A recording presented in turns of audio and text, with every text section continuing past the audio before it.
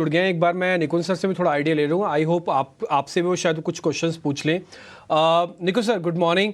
पहले तो मैं जरा ओवरऑल मार्केट के सेटअप पे आपका व्यू चाहता हूँ। ये बार बार रिजेक्शन आ रहा है 22,200 पे।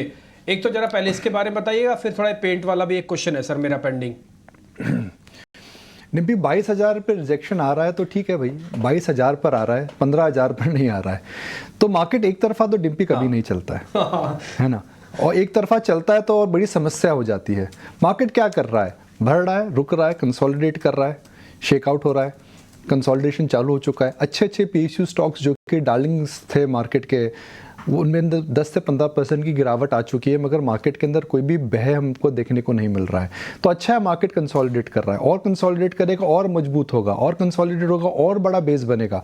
तो आप जो कंसोलिडेट कर रहे हो डिम्पी, वो एक ऐसे लेवल पे कंसोलिडेट कर रहे हो जो कि ऑल टाइम हाई के आसपास है। पहली बात तो वो है।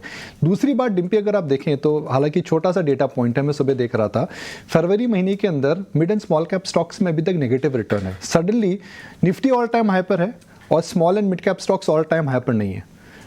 ये जो ट्रेंड है इंपॉर्टेंट ट्रेंड है, बिकॉज मार्केट आपको कुछ दर्शा रहा है, कुछ बता रहा है कि फ्लो ऑफ कैपिटल कहाँ पर मूव कर रहा है, कहाँ पर जा रहा है, कैसे जा रहा है।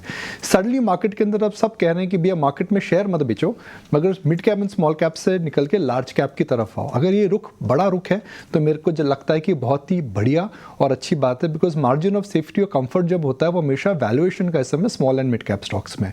टिम्पी, मार्केट के अंदर एक क्रिकेट पिच के जैसे आपको सोचना चाहिए। कई बार फ्रंट फुट पे रहना चाहिए, कई बार बैक फुट पे रहना चाहिए, कई बार आपको बॉल छोड़ देनी चाहिए, और जब नो बॉल आपको एक फ्री हिट मिलती है तो जंप करके रिस्क लेके छक्का मारना चाहिए। तो मेरे हिसाब से इस समय आपको बैक फुट पे रहना चाहिए, आपको एक लूज बॉल का इंतजार करना चाहिए, हर बॉल पे स्विंग नहीं करना चाहिए, और जब आपको फ्री हिट का चांस मिले लगाना चाहिए। मगर बैक फुट पे रह करके आपको कैपिटल प्रिजर्वेशन पे जरूर इस समय फोकस करना चाहिए।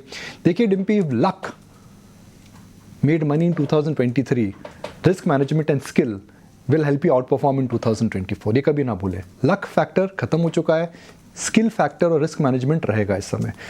बुल मार्केट के हमेशा दो पार्ट होते हैं डिम्पी, बुल मार्केट है और रहेगा। एक होता है easy part of the bull market, एक होता है difficult part of the bull market. मुझे लगता है कि बुल मार्केट का इजी पार्ट खत्म हो चुका है और बुल मार्केट का डिफिकल्ट पार्ट है। डिफिकल्ट पार्ट में risk management and skill is more important than luck and anything else. Dimpy, बहुत बढ़िया सर, काफ़ी इंटरेस्टिंग आपने और काफ़ी अच्छे से सारी बातों को रख दिया। एक चीज़ मेरे को सर वो पेंट वाला भी पूछना है। ये ग्रासिम जो आज अपने प्लांट को लॉन्च कर रहा है, इस पे आपका टेक क्या है सर? ये पेंट इंडस्ट्री और एक ग्रासिम के प्लांट लॉन्चिंग। डिम्पी, एक मतलब मैं जब इस बात को सोच रहा था तो मेरे दोनों ही थॉट्स हैं कि भाई आज एशियन पेंट्स, बर्जर और नेरोलैक जैसी जो कंपनियां हैं, कोई रीज़न है कि इंडिया के अंदर तीन ही डोमिनेटेड प्लेयर्स हैं। एक्जो नोबल एक बड़ी ग्लोबल पेंट कंपनी है, उसने भी बड़ी कोई बड़ा नहीं कर पाया। JSW ग्रुप आया जिनके पास कैश रिच ग्रुप है, वो आया तो कोई बहुत बड़ा उन्होंने डेंट नहीं मारा है। क्योंकि जो पेंट इंडस्ट्री है वो उसके अंदर डिस्ट्रीब्यूशन, ब्रांड, रिलेशनशिप्स, आपका बिल्डर से क्या रिलेशनशिप है, पेंटर से क्या रिलेशनशिप है, रिटेल आउटलेट से क्या रिलेशनशिप है, वो मैटर करता है। वो एशियन पेंट्स की स्पेशलिटी है। तो मुझे लगता है कि कोई ये सोच रहा है कि ये इंडिया का जियो मोमेंट होने वाला है पेंट इंडस्ट्री का, मुझे नहीं लगता है।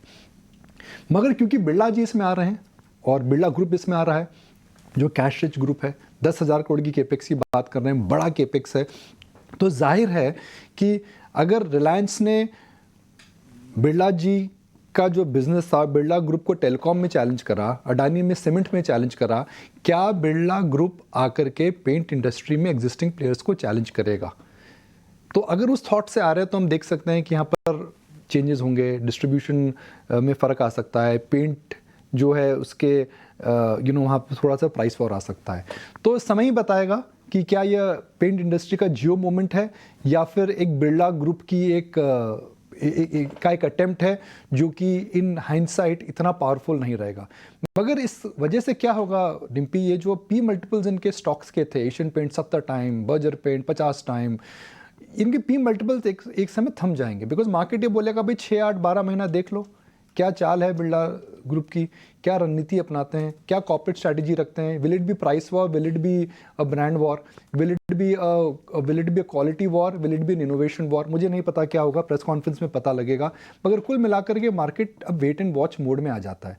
जब वेट एंड वॉच मोड में आता है तो पी मल्टीपल एक्सपैंड नहीं होते हैं, और जब पी मल्टीपल एक्सपैंड नहीं होते तो अर्निंग्स का गेम होता है। ये सेक्टर डबल डिजिट पे ग्रो कर रहा है। ये सेक्टर के अंदर हमने देखा कि कोई बहुत समस्या नहीं है। नए घर आ रहे हैं, एक ट्रांजिशन हो रहा है। डिम्पी, आपको याद है जब हम जाते थे, छोटे थे, तो हम देखते थे कि पुराने जो कच्चे घर होते थे उनको तो चूना लगता था, अब वो चूना की जगह पेंट लग रहा है। जो जहाँ पर हल्का पेंट लग रहा था वहाँ पे डेकोरेटिव पेंट लग रहा है। भसीन साहब है क्या गए? हाँ बिल्कुल। तो अब भसीन साहब के घर के बाहर तो एकदम डेकोरेटिव पेंट लग रहा है जो एकदम 24/7 चमकता रहता है ना। पर मैं और डिम्पी उस जगह से आते हैं जब हमारे घर में चूना और पेंट लगता था। तो मार्केट के अंदर चेंजेस तो आ रहे हैं, और वही चेंजेस की वजह से मुझे लगता है कि पेंट इंडस्ट्री की जो बिग पिक्चर है वो अच्छी रहेगी। सर कई जगह मिट्टी के घर भी बनते थे, अब उनमें भी नहीं, वो तो नहीं बनते हैं सृष्टि। अब वो तो देखिए, लेट्स बी रियल दैट पुराना भारत और आज का भारत और आने वाला भारत, वही तो भारत की हम बात कर रहे हैं कि राइज विद इंडिया की जो मिट्टी के घर थे वह अब पक्के घर हो रहे हैं। उनके अंदर टॉयलेट आ रहा है, उनके अंदर गैस सिलेंडर आ रहा है, उनके अंदर पाइप गैस आएगी, उनके अंदर बिजली आ रही है, और सरकार की जो मोदी जी का जो वो है प्रण, हर घर पे हर नल, तो आई थिंक वो एक रियलिटी हो रही है। कैसे इंडिया बदल रहा है ना, वही बता रहे हैं, और शेयर बाजार उन्हीं चीज़ों को दर्शा रहा है। बट सर क्विकली आपके जाने से पहले हम क्योंकि आज एक बड़ा इवेंट है और मिस्टर कुमार मंगलम बिरला खुद उस इवेंट में आ रहे हैं, हमारी नज़र ज़रूर रहेगी वोडाफोन आइडिया, हिंडाल्को को लेके कुछ कमेंट्री आती है तो। पर अभी जब हम भसीन जी से भी बात कर रहे थे, उनकी कॉल हिंडाल्को पे आई। उनका कहना है कि one of the cheapest valuation है मेटल सेक्टर में, और उससे रिलेटेड उन्होंने अपना वेटेज भी बढ़ाया है। क्योंकि सर कल हमने आपसे बात की थी और एक उसमें गिरावट भी देखने को मिली। आपका क्या कॉल होगा सर इस पे, एक बार हो जाए? देखिए, मुझे लगता है कि ये एक बहुत बड़ा वैल्यू अनलॉकिंग होने वाली है। कल हम बात भी कर रहे थे।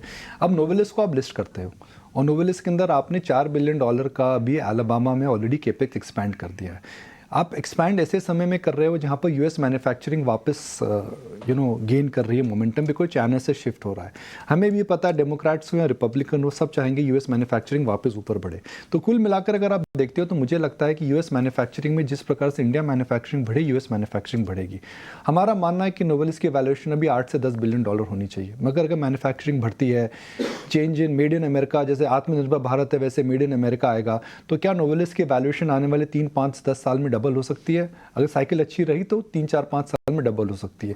और वही बात मुझे लगता है कि हिंडाल्को के सम ऑफ पार्ट के अंदर आपको देखने को मिलेगी, क्योंकि हिंडाल्को को अभी सबको लगता है कि होल्डिंग कंपनी का डिस्काउंट आ जाएगा। मगर मुझे लगता है कि आप जब आपकी सब्सिडरी की वैल्यूएशन बढ़ने लग जाएगी वैल्यू अनलॉकिंग से, सम ऑफ पार्ट में हिंडाल्को को लॉन्ग टर्म में काफ़ी ज़्यादा बेनिफिट मिलेगा। और मुझे ये भी लगता है कि एक पावरफुल कमेंट है एक ग्रुप का, कि भाई देश में, हिंदुस्तान में तो हम एक्सपैंड कर रहे हैं मगर बाहर जाके भी एक्सपैंड कर रहे हैं। तो I think I would look at this as a very powerful move where they want to unlock value for the long term share holders. ठीक है निकुल सर, बहुत बहुत शुक्रिया, थैंक यू वेरी मच। आपने आज फिर से टाइम निकाला और अच्छे से बातचीत हुई और थोड़ी क्लैरिटी हमारी और बढ़ी है। बहुत शुक्रिया sir, thank you very much.